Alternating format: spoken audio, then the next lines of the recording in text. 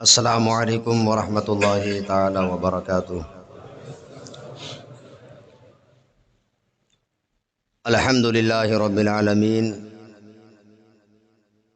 والصلاة والسلام علی اشرف الانبیاء والمرسلین،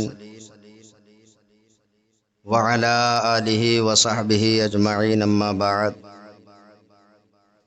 فاعوذ باللہ من الشیطان الرجیم، بسم اللہ الرحمن الرحیم۔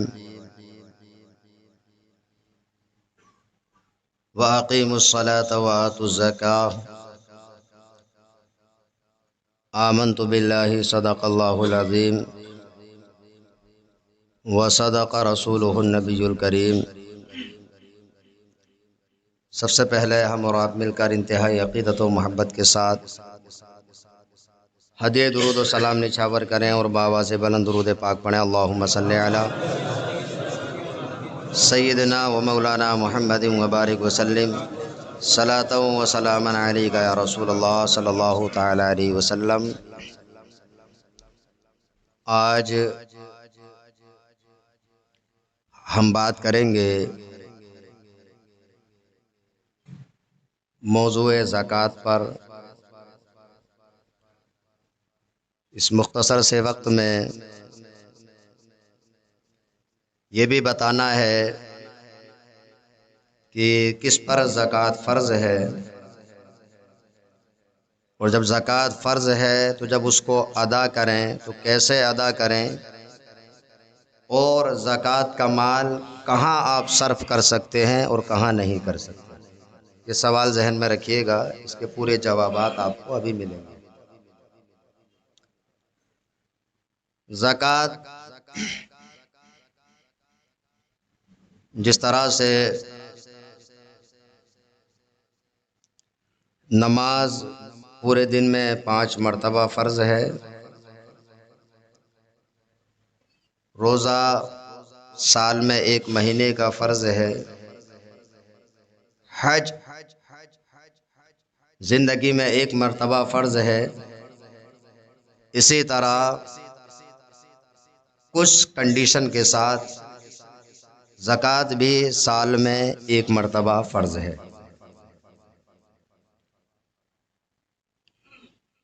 زکوٰۃ یہ ارکان اسلام میں سے ایک رکن ہے۔ حضور علیہ الصلوۃ والسلام نے ارشاد فرمایا، جب حضرت جبریل علیہ السلام نے پوچھا کہ یا رسول اللہ اخبرنی عن الاسلام، یا رسول اللہ اسلام کے بارے میں بتائیے، تو حضور علیہ الصلوۃ والسلام نے ارشاد فرمایا، ان تشہد ان لا الہ الا اللہ وان محمد رسول اللہ وتقیم الصلاۃ وتؤتی الزکاۃ وتصوم رمضان وتحج البیت ان استطعت الیہ سبیلا۔ تو اس حدیث پاک میں 5 چیزوں کا ذکر ہے، انہی 5 چیزوں میں سے ایک زکوٰۃ بھی ہے۔ زکوٰۃ کس پر فرض ہے یہ جاننا بے حد ضروری ہے۔ نماز تو ہر انسان پر فرض ہے، ہر عاقل بالغ، چاہے وہ مرد ہو یا عورت ہو، لیکن زکوٰۃ فرض ہونے کے لیے کچھ شرائط ہیں، ان شرائط کے ساتھ انسان مقید ہے تبھی زکوٰۃ فرض ہے، ورنہ نہیں ہے۔ زکوٰۃ فرض ہونے کے لیے سب سے پہلے دیکھا جائے گا کہ زکوٰۃ صرف اور صرف مسلمان پر فرض ہے۔ مسلمان نہیں، اس پر زکوٰۃ بھی فرض نہیں، اسلام کا کوئی احکام اس پر لاگو نہیں ہوتا ہے۔ اسی طرح سے زکوٰۃ فرض ہونے کے لیے انسان کا عاقل ہونا بھی ضروری ہے اور بالغ ہونا بھی ضروری ہے، اور غلام کا تو ابھی زمانہ ہی نہیں ہے، تو اس کو بیان کرنے سے بھی کوئی فائدہ نہیں۔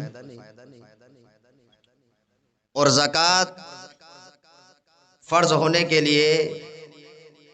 اس میں تذکیر و تانیث، میل اور فیمیل کی کوئی تخصیص نہیں ہے، اگر مرد مالک نصاب ہے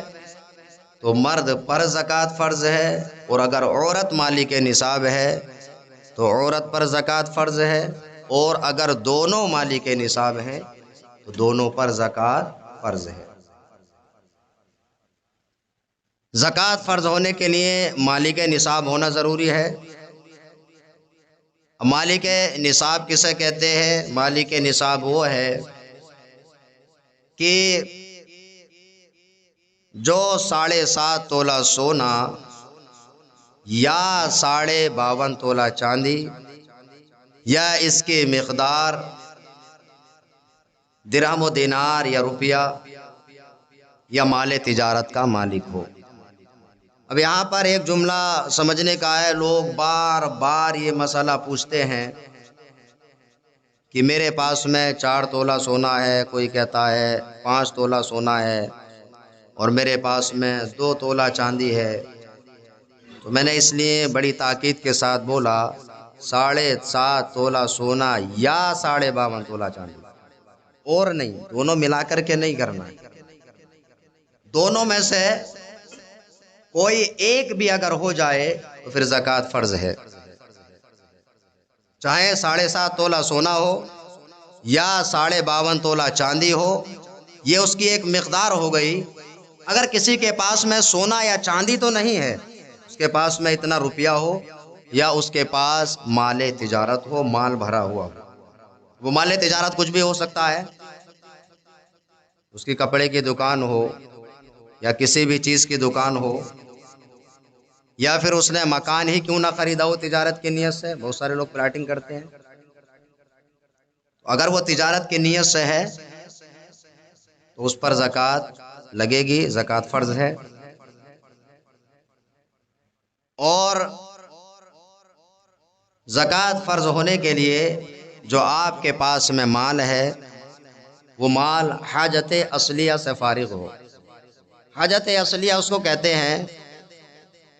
کہ جب آپ زکوٰۃ نکالیں گے تو آپ کو دیکھنا یہ ہے کہ آپ کی ضروریات کا جو سامان ہے، مثلا کوئی انسان کاریگر ہے تو اس کے پاس میں جو اس کے اوزار ہوتے ہیں، اسی طرح حاجت اصلیہ میں سے پہننے کے کپڑے ہیں، چاہے 4 پہیہ یا 2 پہیہ گاڑی ہو، یہ تمام حاجت اصلیہ میں آتے ہیں، ان پر زکوٰۃ نہیں لگتی ہے۔ اسی طرح دکان کسی کے پاس میں ہے تو اس میں جو مال تجارت ہے اس پر زکوٰۃ لگے گی، اس کا جو فرنیچر ہے، اس کا جو کاؤنٹر ہے، اس پر زکوٰۃ نہیں لگے گی۔ اب سمجھ لیتے ہیں ہم یہ بات کہ 7.5 تولہ سونا یا 52.5 تولہ چاندی بتایا گیا، یہ اس کی مقدار ہے۔ اب اگر کسی کے پاس میں 2 تولہ سونا ہے اور 2 تولہ چاندی ہے، اگر وہ چاندی کو اس کی قیمت لگاتا ہے اور وہ سونے کی طرف جوڑتا ہے تو سونا 7.5 تولہ نہیں بیٹھتا، اور اگر اس کے پاس 2 تولہ چاندی ہے اور 2 تولہ سونا ہے، اور اگر سونے کی قیمت چاندی میں ملا دیتا ہے تو چاندی 52.5 تولہ چاندی جو ہے 52.5 تولہ سے بھی زیادہ آ جائے گی، ایسی صورت میں وہ انسان مالک نصاب ہو گیا، اس پر زکوٰۃ فرض ہے، اس کو زکوٰۃ نکالنا ضروری ہے۔ اس کو اس طرح سے سمجھیے کہ اگر کسی کے پاس میں صرف سونا ہی سونا ہے، اس کے پاس کچھ بھی چاندی بھی نہیں، کچھ بھی پیسہ بھی نہیں، اور کوئی بھی مال تجارت بھی نہیں، کوئی ایسی پراپرٹی بھی نہیں کہ جس کے بارے میں اس کی نیت ہو کہ اس کے دام بڑھا کر کے بیچ دوں گا، تجارت کی نیت سے کوئی اس کے پاس میں مال بھی نہ ہو، اور صرف سونا ہی سونا ہے، تو اب دیکھا جائے گا کہ اگر سونا 7.5 تولہ سے کم ہے تو پھر اس پر زکوٰۃ نہیں لگے گی، لیکن یہ یاد رہے کہ اس کے علاوہ اس کے پاس میں پیسہ بھی نہ ہو اور نہ چاندی ہو اور نہ کوئی بھی مال تجارت ہو، تب یہ صورت پیدا ہوتی ہے۔ اور اگر کسی کے پاس میں کچھ سونا ہے، کچھ چاندی ہے، کچھ پیسہ ہے، اور یہ تمام چیزیں ملا کر کے اگر 52.5 تولہ چاندی کے برابر بیٹھ جاتی ہیں، پھر سن لیجئے، اگر یہ تمام چیزیں ملا کر کے 52.5 تولہ چاندی کے نصاب کو پہنچ جاتی ہے تو ایسی صورت میں اس پر زکوٰۃ فرض ہے۔ اب دیکھتے ہیں کچھ لوگوں کے ساتھ میں یہ بھی ہوتا ہے کہ اس کے پاس میں سونا بھی ہے اور کسی کا سونا گروی رکھا ہوا ہوتا ہے، یا سونا گروی تو نہیں ہوتا ہے، وہ انسان قرض میں ڈوبا ہوا ہوتا ہے کہ نہیں ایسا؟ ہر کسی کے ساتھ یہ لگا ہوا ہے، کبھی انسان قرض میں ڈوبا ہوا ہوتا ہے اور کبھی خود کا پیسہ دوسرے کے پاس قرض ہوتا ہے۔ یہ اس کو باریکی سے سمجھیے گا۔ تو ایسی صورت میں کیا ہے، مثلا آپ کے پاس میں سونا ہے اور وہ سونا آپ کا گروی رکھا ہوا ہے، اور گروی رکھ کر کے وہ پیسہ یا اس پیسے سے کوئی مال تجارت آپ نے خرید کر کے رکھ لیا، یا پھر ایک صورت یہ بھی ہو سکتی ہے کہ سونا آپ نے گروی رکھا اور وہ پیسہ جو ہے آپ نے ختم کر دیا، کھا لیا، یا کسی کا قرض تھا وہاں پر ادا کر دیا۔ تو سونا چونکہ آپ کا، ماشاءاللہ دیکھو ان کو مسائل بھی سمجھ میں آ گئے، تو اگر گروی رکھا ہوا ہے اور اس کا پیسہ بھی اس کے پاس ختم ہو چکا ہے، تو ایسی صورت میں یہ ہے کہ اس کا جو سونا وہاں پر رکھا ہوا ہے تو دیکھا جائے گا کہ جتنے پیسے کا وہ سونا ہے، اگر اتنا ہی پیسہ اس نے لے لیا تو چونکہ اس کا پورے کا پورا سونا جتنا وہاں پر رکھا ہے، اگر کچھ حصہ رکھا ہے تو وہ دیکھا جائے گا، اگر پورے کا پورا ہی رکھا ہے اور اس کے علاوہ اس کے پاس میں کوئی پیسہ نہیں تو زکوٰۃ ساقط ہو جائے گی۔ اور اگر اس کے پاس میں کچھ سونا گروی رکھا ہوا ہے اور اس کے بدلے میں اس نے پیسہ وہاں سے لے رکھا ہے، تو ایسی صورت میں یہ ہے کہ اگر پیسہ ختم ہو چکا ہے تو زکوٰۃ ساقط ہو جائے گی، اور اگر پیسہ اس کے پاس میں باقی ہے تو اس پیسے پر زکوٰۃ لگے گی۔ اس پیسے کو ملا کر کے دیکھا جائے گا کہ اگر نصاب کے برابر اس کے پاس میں پورا مال بنتا ہے تو اس پر زکوٰۃ نکالنا فرض ہے۔ یہ ہو گئی بات۔ اب دوسرا یہ ہے کہ کبھی کبھی کیا ہوتا ہے کہ ہمارے پاس میں کچھ پیسہ تو ہے لیکن ہم جو ہے قرض میں ڈوبے ہوئے ہیں۔ اس کی دو مثالیں دے دوں تاکہ آسانی سے سمجھ لیں، اور اتنی آسانی سے اور اتنا سلو اس لیے بتا رہا ہوں کیونکہ میں رعایت کرتا ہوں کہ مسجد کے اندر ہر طرح کے لوگ آتے ہیں، کچھ جلدی سمجھتے ہیں، کچھ دیر سے سمجھتے ہیں۔ اگر انسان نے قرض لے رکھا ہے اور اس کے پاس میں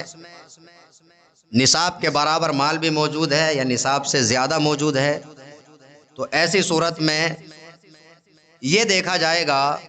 مثلا کسی کے پاس میں 5 لاکھ روپیہ موجود ہے اور اس کے سر پر 6 لاکھ کا قرضہ ہے، تو 1 لاکھ مائنس ہوا، تو ایسی صورت میں اس پر زکوٰۃ فرض نہیں ہے۔ یا کسی کے پاس 5 لاکھ روپیہ موجود ہے اور 5 لاکھ کا قرضہ بھی ہے، تو 0 ہوا، تب بھی زکوٰۃ فرض نہیں ہے۔ تیسری صورت یہ بنتی ہے کہ کسی کا جو ہے وہ مقروض ہے، 5 لاکھ روپیہ اس نے کسی سے لے رکھا ہے اور اس کے پاس میں 7 لاکھ روپیہ موجود ہے۔ کتنا؟ 7 میں سے 5 کاٹ دیا تو کتنا بچے گا؟ 2۔ اب 2 لاکھ روپیہ بچا تو اس کے 2 لاکھ روپے پر زکوٰۃ لگے گی، اور زکوٰۃ نکالنا اس کو ضروری ہے۔ اور زکوٰۃ کا حساب سمجھتے ہی ہیں، 2.5%، 40واں حصہ۔ اگر 2 لاکھ روپیہ حقیقتاً تو 5,000 روپیہ آپ کا زکوٰۃ میں نکالنا ضروری ہے۔ اور دوسرا یہ ہے کہ ہمارے پاس کچھ پیسہ موجود ہے جو نصاب کے برابر ہے، اور ہم نے کسی انسان کو قرض دے رکھا ہے، تو ایسی صورت میں کیا ہے، اگر ہم نے کسی کو قرض دے رکھا ہے، پیسہ دے رکھا ہے، تو وہ پیسے کے مالک آپ خود ہیں، تو آپ پر جتنا پیسہ ابھی موجود ہے، جتنا مال موجود ہے، اس کی بھی زکوٰۃ ہے آپ پر، اور جو آپ نے قرض دے رکھا ہے اس قرض کی بھی زکوٰۃ ہے۔ لیکن اس کے اندر ایک دوسری صورت یہ بھی ہے، اگر آپ چاہتے ہیں کہ اس پیسے کی بھی پوری زکوٰۃ ابھی ہی نکال دیں تو نکال سکتے ہیں، اس لیے کہ اگر آپ اس پیسے کی زکوٰۃ نکال دیں گے تو اللہ کی رحمت سے امید ہے کہ پروردگار عالم اس کے دل میں یہ ڈال دے گا کہ وہ آپ کا پیسہ جلدی واپس دے دے گا۔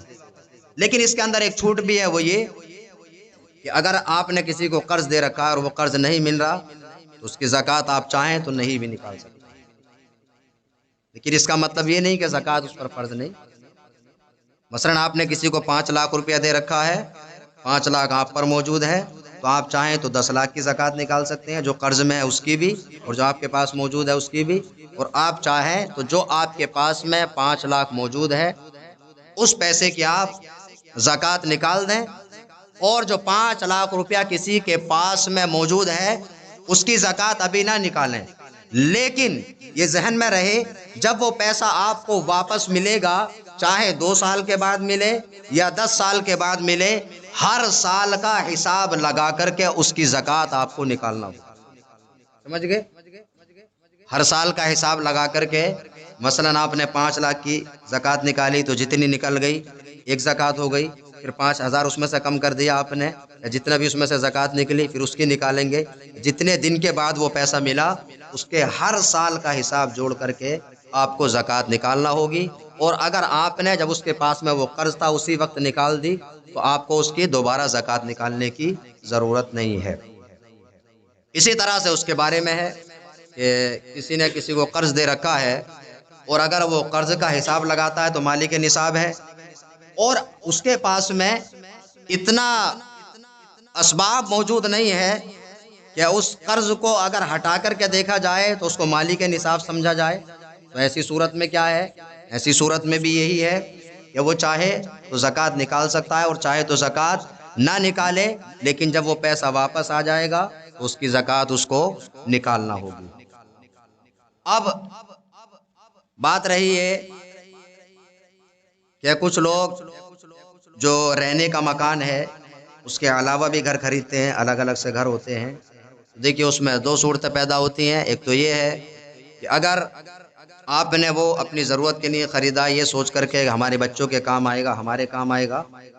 تو اس پر زکوٰۃ نہیں ہے، اور اگر آپ نے اس نیت سے خریدا ہے بیچنے کی نیت سے تو پھر اس کا مارکیٹ کے حساب سے اس کا پیسہ جوڑ کر کے وہ حساب نہیں جوڑیں گے جتنے کا خریدا ہے، جو اس وقت کا اس کا ریٹ ہے۔ اگر وہ تجارت کے لیے خریدا ہے تو اس کا حساب لگا کر کے اس سے بھی زکوٰۃ آپ کو نکالنا ہوگی، اور زکوٰۃ آپ پر فرض ہے۔ اب بات آتی ہے یہ کہ یہاں خصوصی طور پہ ممبئی میں بہت ماحول ہے اس چیز کا کہ لوگ اپنا پیسہ ہیوی کے نام پر کسی کے پاس رکھتے ہیں اور اس کے گھر کو اس کے بدلے میں استعمال کرتے ہیں۔ اس مسئلے میں نہیں جاتا کہ گھر کو کس طرح استعمال کر سکتے ہیں کس طرح نہیں، بعض زکوٰۃ کی بتانا ہے۔ مثلا آپ کا 5 لاکھ روپیہ کسی کے پاس میں ڈپوزٹ کے طور پر رکھا ہوا ہے، تو پہلے سمجھیے آپ اچھی طرح سے، آپ ہمیشہ اس پیسے کے مالک ہیں، اس مکان کے نہیں، اس پیسے کے آپ مالک ہیں۔ جب آپ مالک ہیں تو وہ بھی ایک طرح سے دیکھا جائے تو قرض ہی ہے، کہیں پر اس کو ڈپوزٹ بولتے ہیں، کہیں اس کو پگڑی بولتے ہیں، نام الگ الگ ہو سکتے ہیں۔ تو اگر آپ نے کسی کو پیسہ دے رکھا ہے تو اس میں بھی یہی صورت پیدا ہوتی ہے، تو کیونکہ قرضے کے طور پہ ہے اس پر بھی زکوٰۃ لگے گی، اور زکوٰۃ اس کو نکالنا ہوگی جس کا وہ پیسہ ہے، جس کے پاس ہے اس کو نہیں، کیونکہ وہ اس کا مالک نہیں، وہ ایک طرح سے اس کے پاس میں قرض ہے۔ تو اس میں بھی یہی ہے کہ اگر چاہے بہتر تو یہی ہے کہ ہر سال نکالتا رہے، اور اگر ہر سال نہیں نکالے گا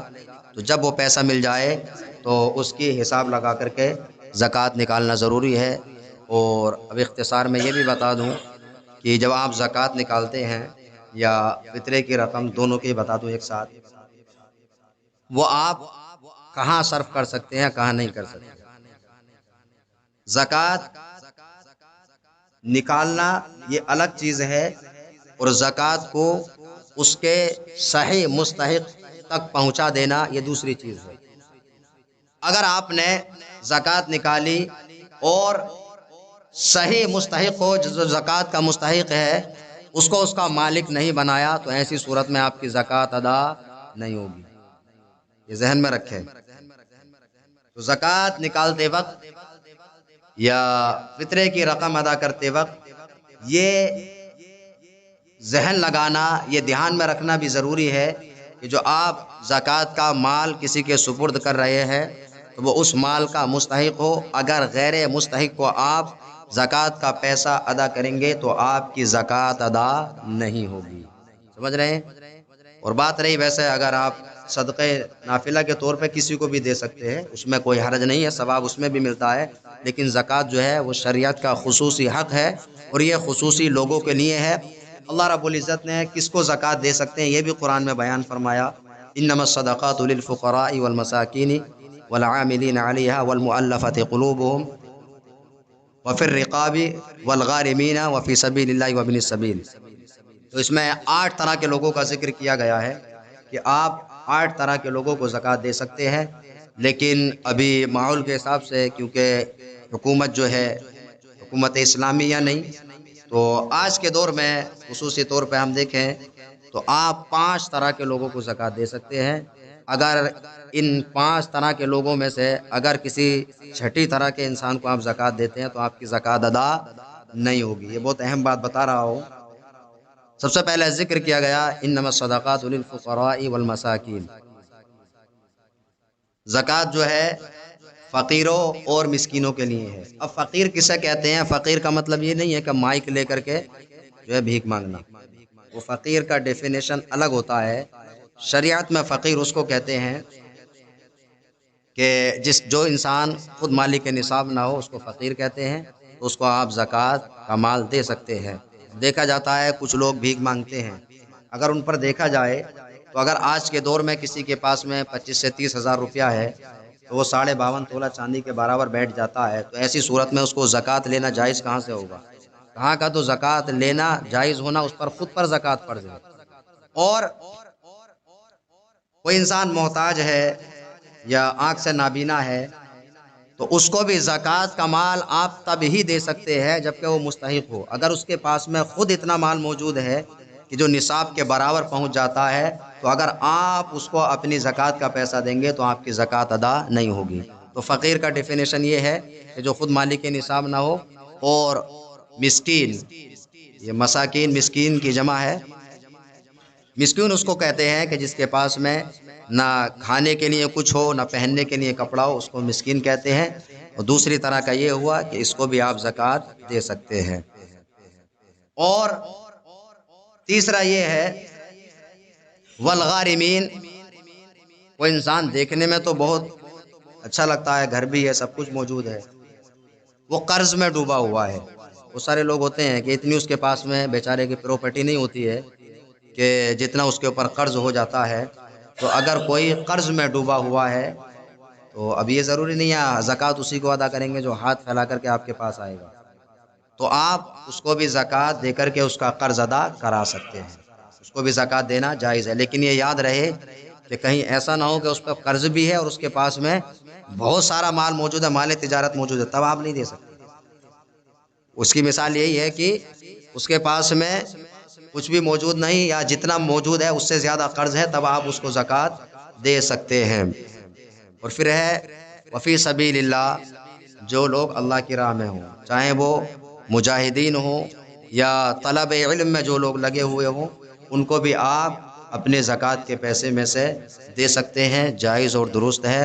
اور 5واں ہے وابن السبیل، مسافر، مسافر اگر امیر بھی ہو اور وہ سفر میں پھنسا ہوا ہے اور اس کے پاس میں جو ہے خرچ کے لیے پیسہ ختم ہو گیا، اس کے پاس میں سامان موجود نہیں ہے، تو آپ اس کو بقدر ضرورت اپنی زکوٰۃ کے پیسے میں سے اس کو پیسہ دے سکتے ہیں، آپ کی زکوٰۃ ادا ہو جائے گی۔ تو یہ میں نے 5 طرح کے لوگ بتائے، ان 5 طرح کے لوگوں کو آپ زکوٰۃ دے سکتے ہیں۔ تو زکوٰۃ میں بہت احتیاط کی ضرورت ہے، یہ شریعت کا حق ہے، اور زکوٰۃ دینے میں یہ سوچنا چاہیے جو آپ کا قریبی ہے اگر وہ اس کا مستحق ہے تو اس کو آپ زکوٰۃ دے سکتے ہیں، پھر پڑوسی کو، تو اسی ترتیب سے آپ جہاں چاہیں اپنے زکوٰۃ کا مال صرف کر سکتے ہیں۔ لیکن یاد رہے زکوٰۃ کا مال وہیں پر آپ کو لگانا ہے جہاں پر اس کو دینا جائز اور درست ہے، اور اگر آپ نے کسی گمراہ بد مذہب یا کافر کو آپ نے زکوٰۃ دی تو آپ کی زکوٰۃ ادا نہیں ہوگی۔ اسی طرح سے کسی مومن مسلمان کو زکوٰۃ دی لیکن حقیقتاً وہ زکوٰۃ کا مستحق نہیں تھا، تب بھی آپ کی زکوٰۃ ادا نہیں ہوگی۔ پروردگار عالم کی بارگاہ میں دعا ہے کہ پروردگار ہم تمام کو عمل کی توفیق عطا فرمائے۔ وآخر دعوانا ان الحمد للہ رب العالمین۔ آپ حضرات کھڑے ہو جائیں اور صف